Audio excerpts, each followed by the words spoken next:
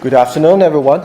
My name is Zhou. I'm from School of Public Health, and I'm a PhD student of Professor Majid Izzati.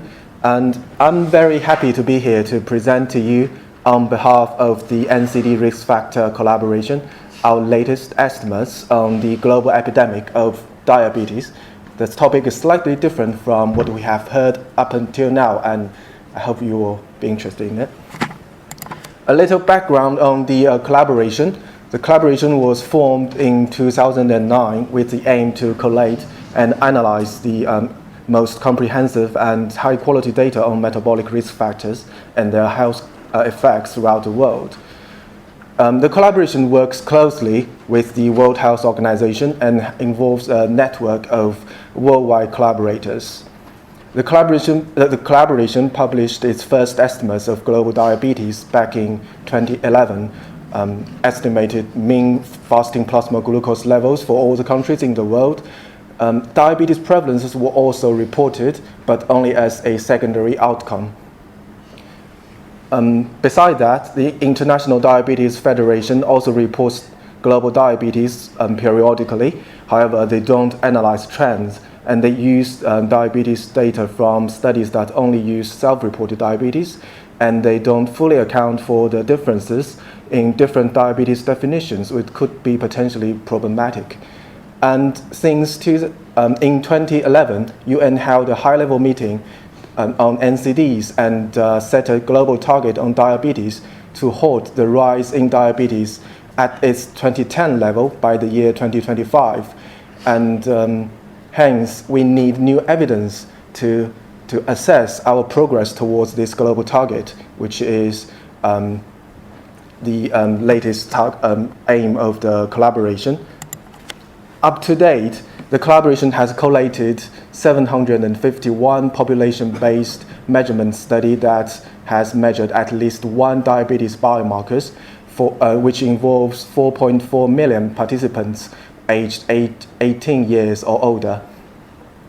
The data covers 146 countries of the 200 countries we make estimates for, which accounts for 90% of the global adult population in the year 2014. We made estimates for the years between 1980 and 2014. Here's a breakdown of the data by the regions the data was collated and the years the study was performed. And the different colors represent the level of representativeness of those studies. As you can see, we are doing pretty well in most of the regions in the world. However, we do have a limited access to population-based data in regions like Central Africa or Eastern Europe. And diabetes can be defined in many different ways, using different cutoffs or even using a totally different biomarkers. So depending on how diabetes are defined, the prevalence of diabetes can be very different. Here is the work of the collaboration published last year on the different prevalence estimates using different kind of definitions for diabetes. As you can see, the differences are quite obvious. However, there's still a very good relationship between these different kind of definitions. So we systematically use this kind of relationships to develop to systematically convert different kinds of definitions of diabetes to one primary outcome, which is the prevalence defined by fasting plasma glucose over 7 millimole per liter, or with history of diabetes diagnosis, or currently on using insulin or hypoglycemia drugs. So we then used a Bayesian hierarchical model from using this data to make estimates for the 200 countries in the world between 1980 and 2014. So here are some very quick introduction to our results. So this is the age-standardized prevalence of diabetes for adults in the world for men and women separately. So the age-standardized prevalence has increased from around 5% in 1980 for both sexes to about 9% in men and 8% in women in 2014. The shaded area shows the uncertainty of our estimates. And compounded by the aging of the population globally, the crude prevalence, which is the dashed line here, has increased faster than the age-standardized ones. And when we break it down into different regions, we can see that diabetes prevalence is increasing in almost every region in the world, with one exception in the Western Europe, where the trend has been pretty flat over the last 35 years. And again, the shaded area here is for the uncertainty of our estimates. As you can see, in regions like Eastern Europe or Central Asia, where we have limited access to the population-based data there, the estimates has a wider uncertainty level. And the picture is quite similar for women, except that we now have Central and Eastern Europe and high-income Asia-Pacific joining Western Europe to have a pretty flat trends over time. And the dashed line here is for the crude prevalence, where it increases much faster than the age-standardized ones, where especially in the high-income regions where there are substantial aging in the population. So at first, we were a little bit cautious about our estimates of the flat trends in the Western Europe and some other regions. So, but in fact, we found out that these evidence are actually was already in the publication in some of the European countries, for example, in Sweden and in Germany, where they observed a very flat trend in a period of 10 to 15 years of time. And our estimates of rise in many other regions have also been confirmed by a series of publications in China, in India, and also in Africa. And in terms of national prevalences, this is a map of national prevalences for men in 1980.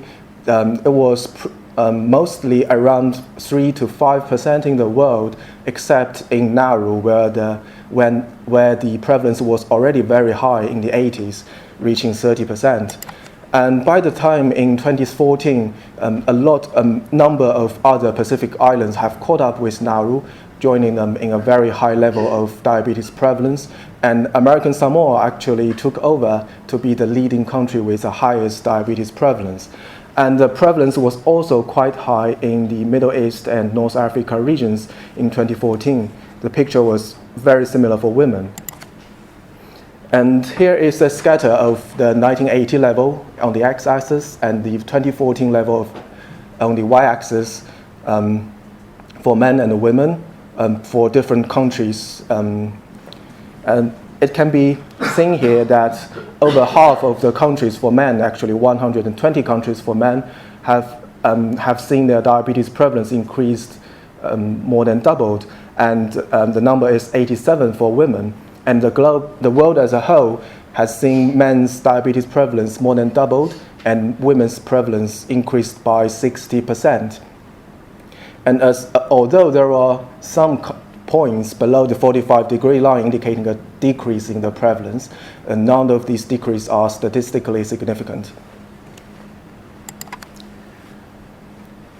In the healthcare system perspective of view, the number of people with diabetes is probably the more interesting figure to look at, which is actually what the healthcare system pays for. So the news, however, is not good as well. So the number of people with diabetes has nearly quadrupled globally over the 35 years of time, reaching 422 million million adults with diabetes in the year 2014. The largest increase was seen in South Asia and East Asia, where the trend was mostly driven by the rise in India and in China. If we break down the increase over the 35 years of time into the contribution of the change in the population size and the age structure, or the change in the age-specific prevalences of diabetes, we can see that around 40% of the increase over the last 3.5 decades can be attributed to a larger and aging population. Another 30% are due to an increase in the age-specific prevalences, and the remaining 30% is the result of the interaction of these two factors. So on the list of the top 10 countries with the largest number of people who have diabetes, we have seen the rise of low and middle income countries like Indonesia, Pakistan, Mexico, and Egypt, replacing the European ones like Germany, Italy, UK, and Ukraine, highlighting a much faster increase in the low and middle income countries than in the high income countries. And by the time in 2014, the top 5 countries, which are China, India, USA, and Brazil and Indonesia, account for half of the world's diabetes patients.